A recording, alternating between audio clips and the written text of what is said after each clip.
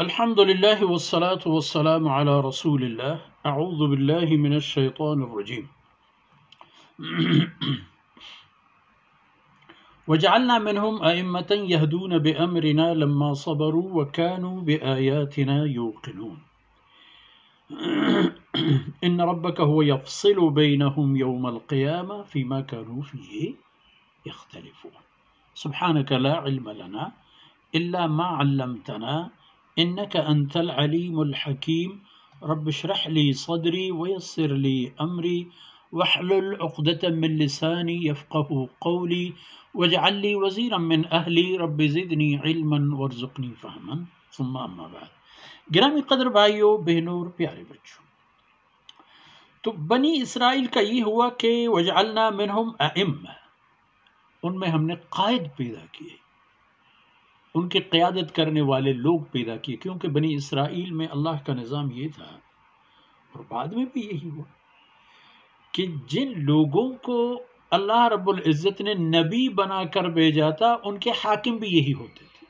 ان کی سیاسی، دنیاوی، مالی، معاشی ہر طرح کی قیادت وہی لوگ کرتے تھے، یعنی ان کے فیصلے، ان کی سیاست، معیشت وغیرہ سب انبیاء علیہ السلام کی قیادت میں ہوتی تھی۔ تو اللہ نے ان کو ان کی صبر کی وجہ سے ان کو قائد بنا دیا بنی اسرائیل میں، ہر ایک کو نہیں، منہم، ان میں سے کچھ لوگ، ایسے لوگ بھی پیدا ہوئے اور وہ صبر کرنے والے لوگ تھے، یعنی ایسے لوگ تھے کہ جو اللہ رب العزت نے ان کے لیے اپنی کتاب نازل فرما دی تھی سیدنا موسیٰ علیہ السلام کی وساطت سے، یا جو دیگر انبیاء علیہ السلام کے لیے صحف نازل ہوئے، تو ان پر وہ یقین کرنے والے لوگ بن گئے تھے۔ انہوں نے کسی بھی بات کو، اللہ کی باتوں میں سے کسی بھی حکم کو نہیں توڑا اور انکار نہیں کیا۔ اور بنی اسرائیل کے درمیان اس حوالے پر کافی اختلافات بھی رہے، عبادت، انکار، ماننا نہ ماننا، بہت کچھ کیا انہوں نے، گمراہ بھی ہو گئے، انبیاء کو ستاتے رہے، شہید کرتے رہے۔ اس کا فرمایا کہ ان ربک هو یفصل بینہم یوم القیامہ، یہ جو انہوں نے تنازعات کا رستہ اختیار کیا نبیوں کے ساتھ، انبیاء کو پریشان کرنا، نہیں ماننا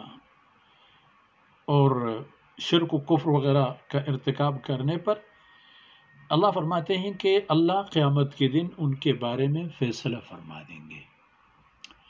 یفصل بینہم، ان کے درمیان فیصلہ فرمائیں گے، فیما کانوا فیہ یختلفون، جس چیز کے بارے میں دنیا میں وہ لوگ اختلاف کر لیا کرتے تھے،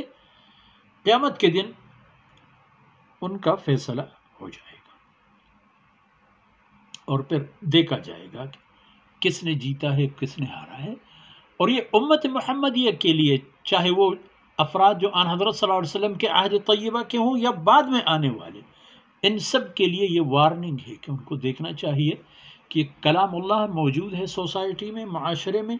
اس کو اللہ رب العزت نے نور اور ہدایت بنا کر بھیجا ہے، اور اس کے بھی داعی بنیں گے بہت سارے لوگ جو اپنے ماحول کو اللہ اور اس کے رسول کی طرف بلاتے رہیں گے اور ان کو حق اور ہدایت کے راستے دکھاتے رہیں گے۔ وصلی اللہ علی نبینا محمد